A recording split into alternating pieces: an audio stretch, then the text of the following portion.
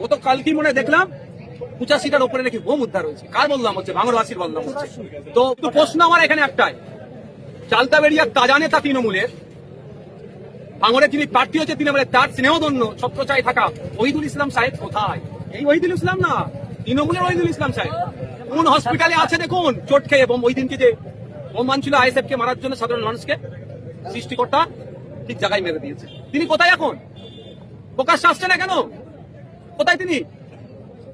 সেই case NIA নিয়ে যে কতটা আশা এখনো পর্যন্ত মানে চার্জ টেক আপ করেনি। এসেছে, ইনভেস্টিগেশন করেছে, আমি শুনেছি। আমি তো চাইছি নিরপেক্ষ তদন্ত। আর এই হচ্ছে নওশাদ সিদ্দিকী বলেছে সেন্ট্রাল ফোর্স স্টেট ফোর্স লাগিয়ে চিরুনি তল্লাশি হোক, ভাঙড়ে চিরুনি তল্লাশি হোক, যা বম গুলি পিস্তল আছে উদ্ধার হোক, যদি আইএসএফ এর ছেলের কাছেও থাকে সেটাও উদ্ধার করুক। কারণ ভাঙড়ের মানুষ অশান্তির আগুনে না জ্বলে, আমি চাইবো।